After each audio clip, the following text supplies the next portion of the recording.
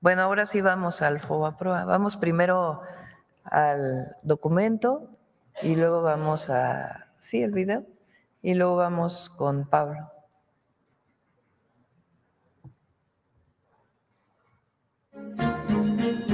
La historia del Fondo Bancario de Protección al Ahorro, FOBAPROA, es la historia de una estafa, de una red de corrupción entre el poder político y el poder empresarial y del saqueo más grande en la historia contra la economía del país y de millones de mexicanos. El FOBAPROA surgió en 1990 durante el gobierno de Carlos Salinas de Gortari, con el objetivo de darle liquidez a los bancos recién privatizados para que en caso de crisis y devaluaciones entrara al rescate de sus deudas y otorgarles capital.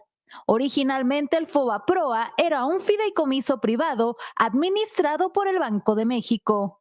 El FOBAPROA tenía un precedente directo. En 1983 se creó en el Banco de México el Fideicomiso de Cobertura de Riesgos Cambiarios FICORCA, con más de 10,000 millones de dólares para beneficiar a empresas establecidas en México que tuvieran deudas en dólares. Su primer director fue el entonces joven economista Ernesto Zedillo Ponce de León, recién doctorado en la Universidad de Yale. El FICORCA, como el FOBAPROA, fue un instrumento para beneficiar a grandes empresarios que contribuyeron a las campañas políticas del PRI y al ascenso de la nueva élite de tecnócratas. FICORCA benefició al menos a 209 empresas que pertenecían a los 30 grupos empresariales más poderosos. En diciembre de 1994, tras el final trágico del sexenio de Carlos Salinas de Gortari y ante el escenario de un enorme déficit en la cuenta corriente, a su llegada a la presidencia de la República, Ernesto Zedillo decidió devaluar el peso de manera discrecional, avisando solo a un grupo selecto de empresarios nacionales y extranjeros, provocando con ello una fuga de capitales súbita, el aumento de las tasas de interés y la consecuente quiebra de millones de empresas y de mexicanos que no pudieron pagar sus deudas con los bancos. La cartera vencida se disparó en 150% en solo unos meses.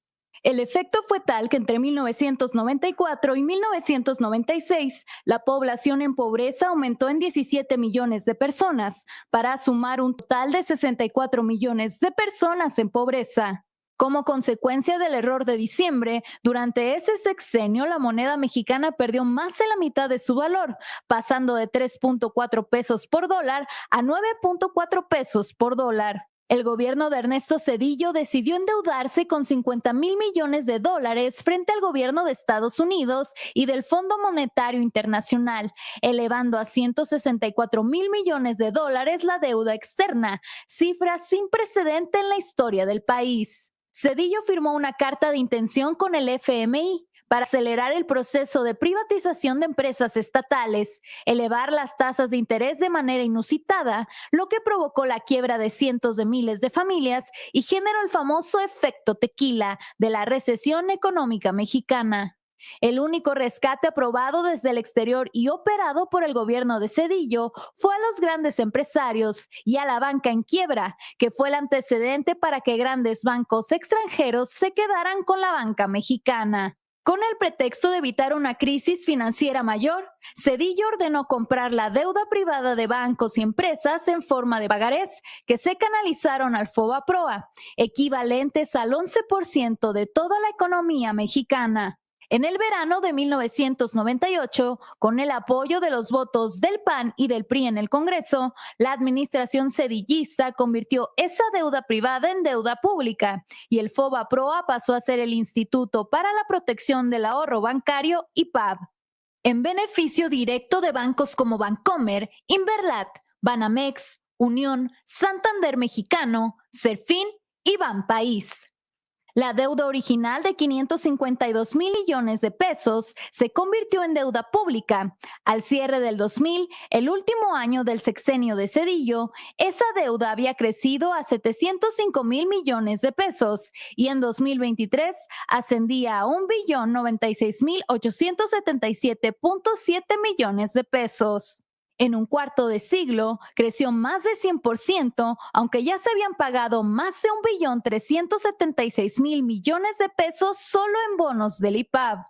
Se trata del saqueo más grande a las arcas mexicanas y un acto de corrupción que contó con el apoyo de legisladores del PRI y del PAN en contubernio con grandes empresarios y políticos que se beneficiaron directamente de este proceso. No fue casual esta complicidad. Entre los empresarios beneficiados están varios políticos del PRI y el PAN, cuyas empresas se beneficiaron del FOBAPROA, como Vicente Fox, Fernando Senderos Mestre, el regiomontano Fernando Canales Clariont, José Eduardo Robinson Burs Castelo o los empresarios políticos Carlos Hank Ron, que donó $25 millones a las campañas electorales de Zedillo y de Roberto Madrazo en 1994, o los casos más conocidos de Carlos Cabal Peniche, Fernando Laquenau Rocha y Ángel Isidoro Rodríguez, y grupos empresariales importantes vinculados con Pablo Escandón Cusi, Manuel Gómez Daza Rangel,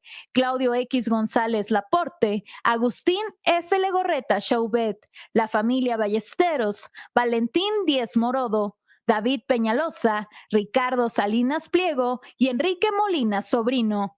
El FOBAPROA fue el modelo para otros rescates discrecionales, como el carretero de 1997, que costó más de 165,000 millones de pesos, o el rescate azucarero de 27 grandes ingenios por más de 30,000 millones de pesos. En 2005, la Comisión Investigadora del Senado de la República sobre el FOBAPROA y PAV consideró a este mecanismo como un despojo en el que se detectaron operaciones irregulares por montos millonarios, por las que se presentaron denuncias por defraudación fiscal, tráfico de influencias, uso indebido de atribuciones, conflicto de intereses, fraude corporativo, uso de información privilegiada, engaño y perjuicio a la nación.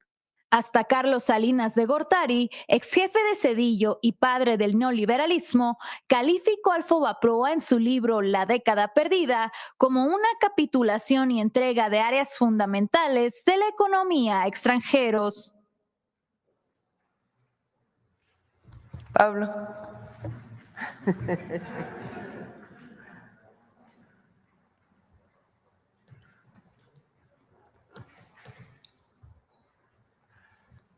Muchas gracias, presidenta. Felicidades a ustedes como trabajadores, el Día Internacional de los Trabajadores. No se preocupen, no voy a leer esto. Lo que acabamos de ver es una buena exposición sintética de una tragedia que se pudo haber evitado con un poco de sentido de responsabilidad con el pueblo de México, con un poco de patriotismo y con un mucho de valor y decisión a la altura de las circunstancias, que nada de eso predominó en el poder de entonces.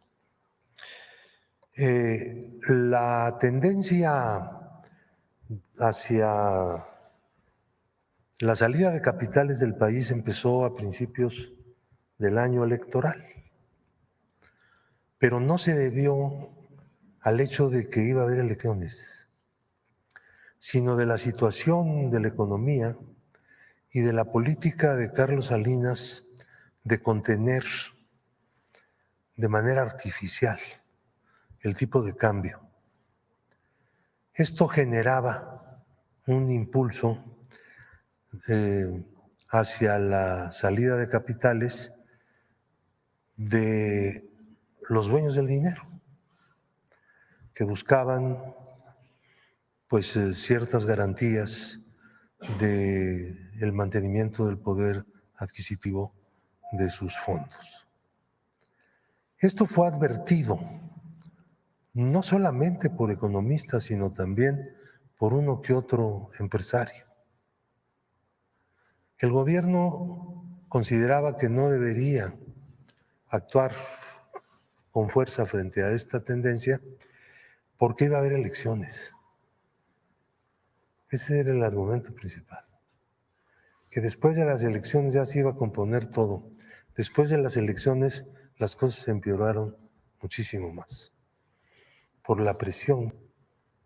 Durante esta época, este periodo, los bancos daban créditos quirografiarios, es decir, sin ningún respaldo, nada más con la pura firma del que recibía el crédito.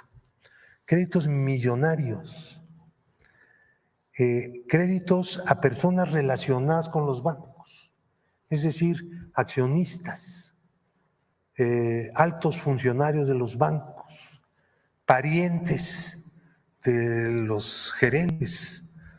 Hicieron un reparto de créditos baratos por muchos millones de pesos. Esto está documentado. Ahora vamos a hablar de eso.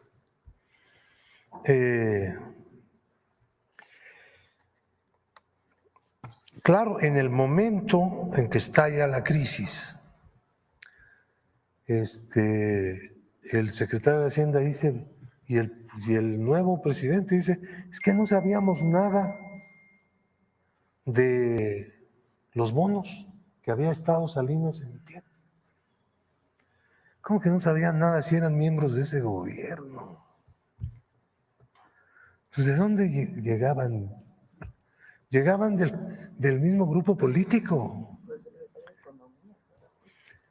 Zedillo no iba a ser el candidato, ustedes lo saben, todo el mundo lo sabe.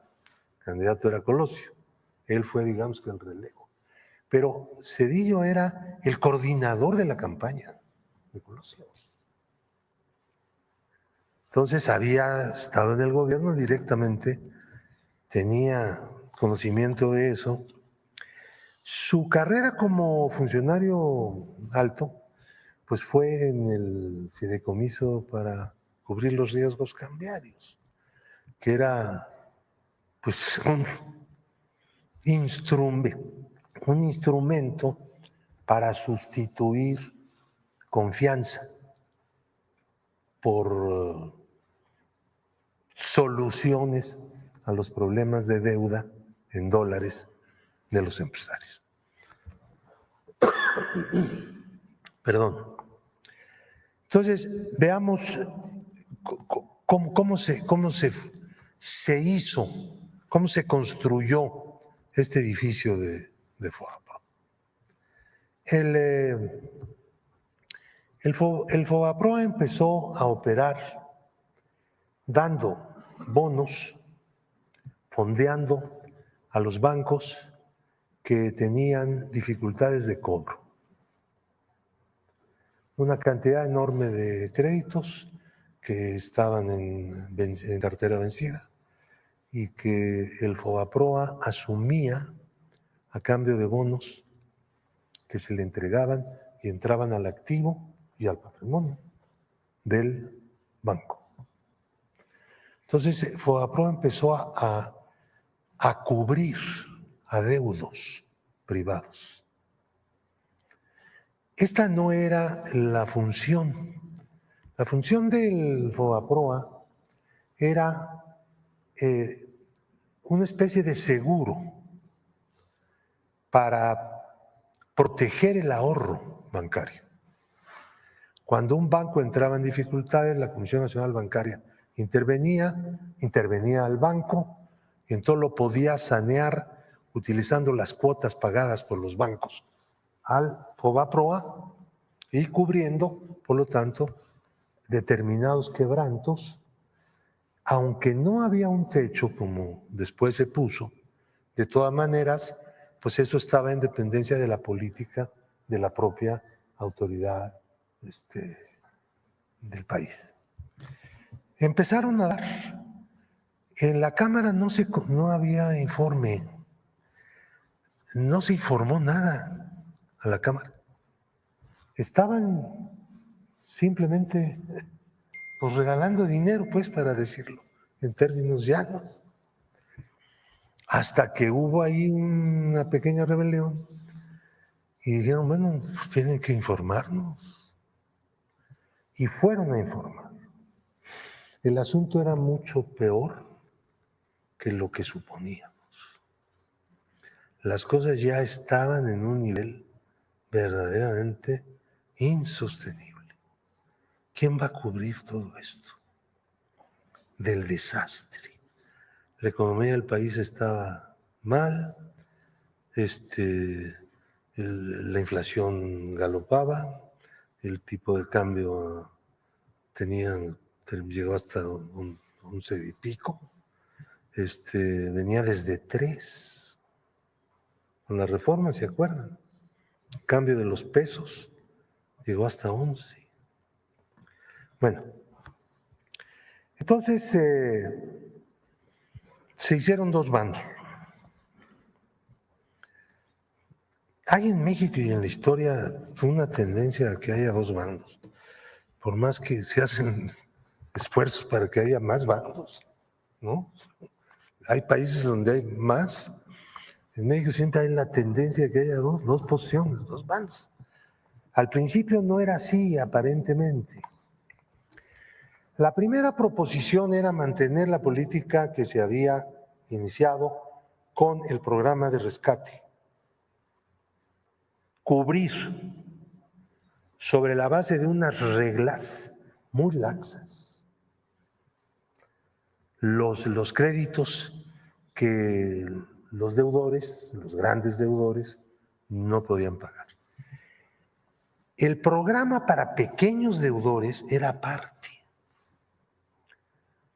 Lo separaron porque eran cantidades mucho menores y el regateo era mucho mayor, o sea, al pequeño deudor le tocaba cubrir un porcentaje mayor del adeudo por una razón, porque muchos de ellos eran hipotecarios. ¿Y qué? Si no pagaban, perdían la casa. Entonces los podían extorsionar, vamos a decir, así. Entonces, ese programa que todavía subsiste como el rastro, como un adeudo, nunca tuvo una importancia grande. Ellos presumían mucho de su programa de pequeños deudores, pero les salió baratísimo y los pequeños deudores pues, tuvieron que pagar una buena parte. Los grandes deudores, pues no. Así no fue la historia. Era muy laxa la norma. Entonces, la segunda propuesta era que el gobierno de México asumiera acciones sin derechos corporativos, que los dueños de los bancos siguieran manejando los bancos y el gobierno no interviniera en la administración. Tuviera, con la emisión de bonos,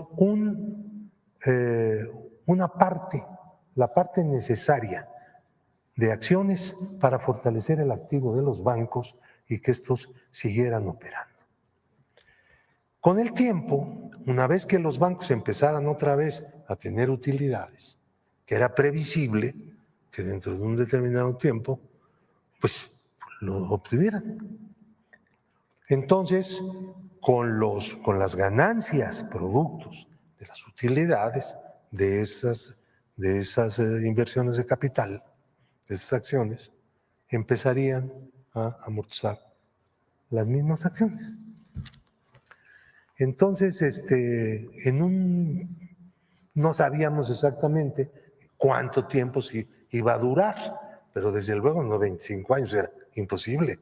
Si se hubiera resuelto y se hubiera empezado a resolver en el momento en que, como ocurrió, los bancos empezaran otra vez a tener utilidades. Ahora tienen unas utilidades grandísimas, pero no amortizamos nada. Nada. Un año después en Japón, esta propuesta se aplicó, la que yo presenté. Y les fue bien, digo, dentro de lo que cabe, tenía una crisis espantosa, pero salieron. También lo hizo el presidente Obama, lo comentábamos hace un momentito, lo recordábamos, con algunas empresas, en lugar de hacer ese salvamento, decir, te doy dinero y me cobras los intereses de lo que te estoy dando. O sea, ¿cómo? era este sistema, que duró poco tiempo en la política de Obama de salvamento de empresas grandes. Algunos bancos entonces quebraron, los dejaron quebrar, pero lo que estaban protegiendo era la economía, la producción. Y lo hicieron bien. Bueno, del mundo entero, el que peor lo hizo fue México, que es una cosa muy fea. Porque ahí está la deuda. Dicen algunos políticos del viejo régimen, que la deuda de un país no se paga nunca. ¿Cuál es el problema? ¿Cierto? No se trata de eso, no se paga nunca. ¿Saben por qué? Porque se paga todos los días. Porque nadie se hace pobre por deber, se hace pobre por tener que pagar los intereses de lo que debe. Esa es nuestra historia, es nuestra realidad, porque el pasado nos persigue cuando las cosas que se hacen son de una profundidad dañosa inmensa. La auditoría. Vamos a aterrizar ahí. Bueno, entonces había dos proposiciones. La proposición que ganó, el PAN estaba ahí nadando y finalmente pues, no era cierto. Estaba en la misma propuesta. Reconocer la deuda de FOBAPROA. Y la nuestra, en esa época, el presidente del PRD era Andrés Manuel, justamente. Yo la presenté y dije, bueno, esto que acabo de explicar. Es importantísimo tener presente que había dos propuestas, que no era fatal reconocer la deuda. El Congreso tiene la facultad de reconocer la deuda, pero las deudas no se pueden contraer si no son para inversiones que generen ingresos. Eso dice la Constitución. ¿Sí? Aceptar la deuda era inconstitucional. Bueno, dice Zedillo que se auditó el FOBAPROA y que se entregaron los resultados en su momento. Miente feo. Miente feo. Hay varias formas de mentir. Miente feo.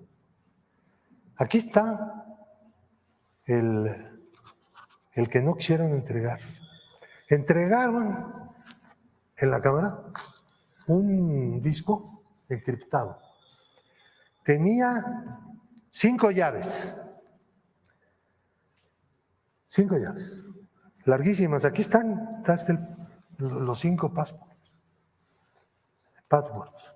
Entonces, le dieron una al PRD, otra al Verde, otra al PT, otra al PRI y otra al PAN. Para poder desencriptar, había que tener las 5. Nosotros, después de una acción política, tomando en cuenta que los candidatos, tanto del PRI como del PAN, pues tenían que dar respuesta a la exigencia de que dónde está la llave del disco, ¿no? Pues sí. Hablando de final. Sí. Entonces, Cuauhtémoc inmediatamente intervino y dijo, a ver, mi aliado que tengo ahí, que era el PT, pues se suelta y además ellos estaban de acuerdo, no había que presionarlos. Los del PAN dieron una llave que no era Fauci Handam. Ese es bueno para esas cosas, ¿no? La entregó, pero era falsa. Entonces se generó un conflicto interno en el PAN, diciendo, pero ¿qué les pasa? Estamos en vísperas de una elección y ustedes jugando con esto. Entonces entregaron la llave. Entonces ya teníamos 4 llaves, pero imposible de abrir. Hacíamos cuentas y nos tardamos un año con las máquinas que teníamos. Entonces le pedimos ayuda a un científico bueno para estas cosas. Y empezó a trabajar y avanzó algo en la descriptación o desencriptación. Pero de repente dijo, oye, yo ya no puedo trabajar más, porque tengo muchas cosas y ya me tengo que detener. Entonces el jefe, el ciberjefe que teníamos en el grupo parlamentario, Hilario Juárez,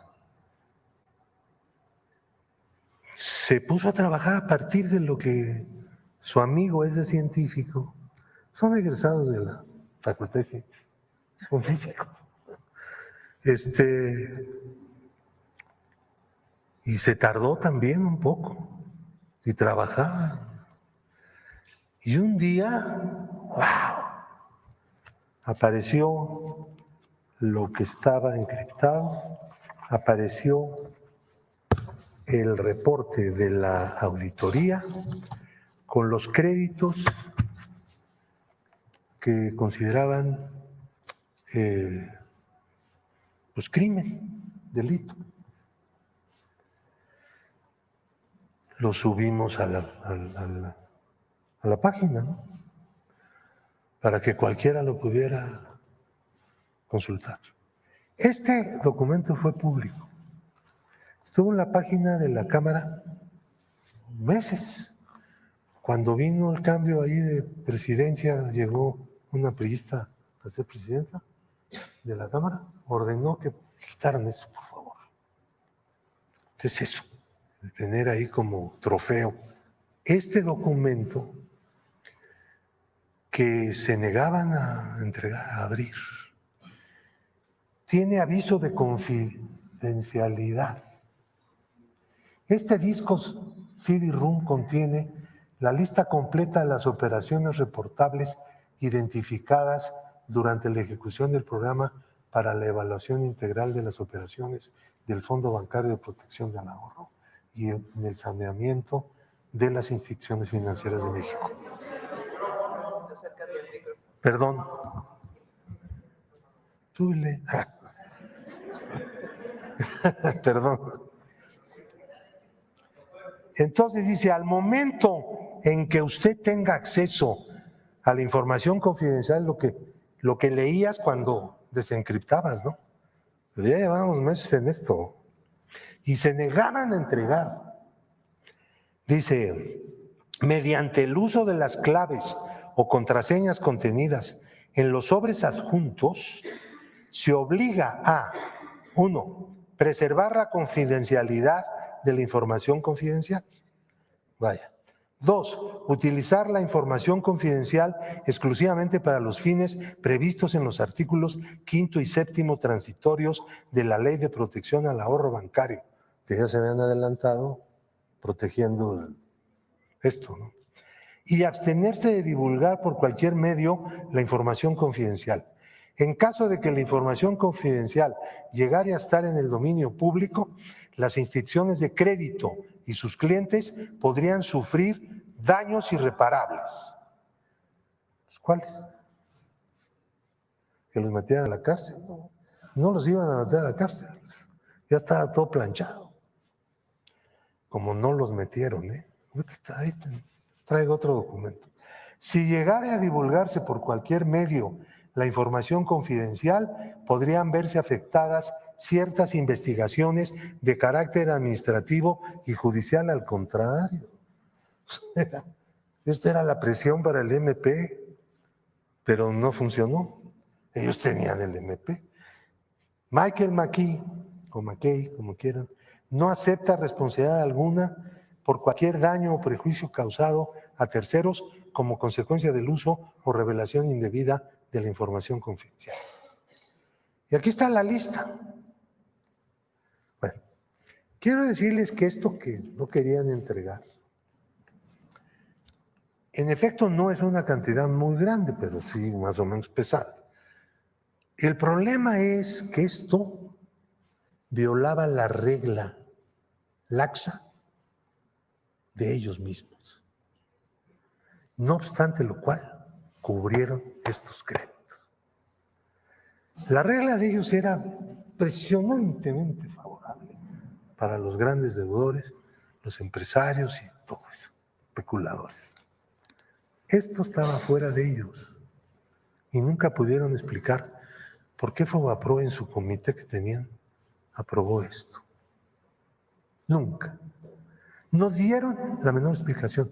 Saben que esto no iba a ser conocido nunca con el sistema del encriptamiento con 5 llaves, ¿no? Con el PRI que dijera no. Yo le mandé decir a la Bastida en aquel entonces, a través de una persona que trabajaba con él y que en algún momento trabajó conmigo en el PSUM, que nos diera la clave, la llave, que eso era lo mejor para el país, para todo el mundo, la transparencia más elemental. Me mandó decir que no. No sé si porque no podía o porque no quería, o por las dos cosas. Eso nunca lo dijo, se hizo el desentendido. Este documento se conoció en su momento. Se está negando su existencia. Zedillo está diciendo que se entregó el resultado de la auditoría abiertamente en el momento. El resultado de la auditoría que entregaron es este, donde está la historia, lo que hicieron, más o menos la política que llevaron a cabo, pero también la crítica de la política económica del gobierno, sobre todo bancaria, de aquella época. Está incluido aquí. Yo quisiera, si me lo permite la presidencia, entregar simbólicamente estos documentos aquí a la Presidencia de la República como testimonio de que existen, de que el de los fraudes que hicieron, lo ocultaron y quien lo dio a conocer fue la gente de izquierda en la Cámara. Y el PAN y el PRI lo estuvieron ocultando y les pongo como muestra la propuesta que hizo a ese respecto. El 23 de marzo del año 2000, Fauzi Handam, que había sido el negociador ahí en el grupo, en donde nada más de las dos propuestas que había, no estaban dispuestos a discutir más que una, que era la de ellos, y yo les dije, ¿saben qué? Pues yo me voy, pues ¿qué estoy haciendo aquí? Y ya, ahí quedó la cosa. Y Medina Plasencia, que era el coordinador del PAN, presentaron el 23 de marzo de 2000 un documento propuesto al Pleno de la Cámara, donde la Cámara de Diputados se deslindaba de la publicación de las operaciones reportables, que es este documento que habíamos publicado, y declaraban que solo el IPAB puede darle un uso. O sea, ellos mismos, que se habían dividido entre el PRI y el PAN la integración de los consejeros del IPAB. O sea que ya estaba todo bien planchado. Luego hay un reporte que traigo aquí. Aquí dejo todo. En donde está la cuenta de las carpetas de investigación que se abrieron. Muchos de los cuales, ahí viene la historia, obtuvieron amparos y ejecutorias de amparos en tribunales colegiados de circuito. Otros desistimientos de la acción penal, declarando el Ministerio Público que la conducta que se les había atribuido no era delito. Una maravilla, ¿no? Yo lo dejo aquí en la presidencia de manera simbólica para desmentir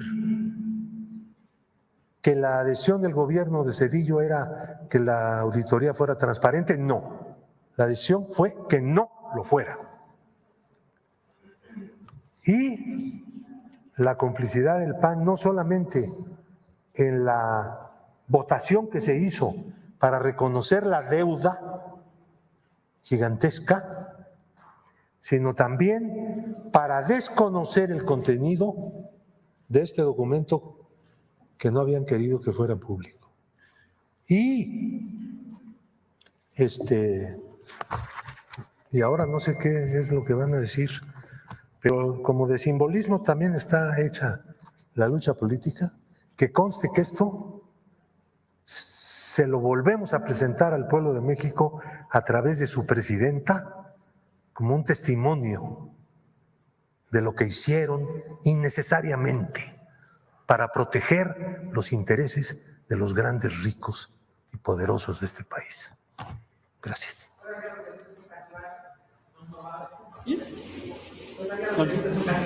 Aquí lo vemos. Ya lo haremos público. Espérenme nada más. Fíjense tanto. Vamos a poner una encuesta.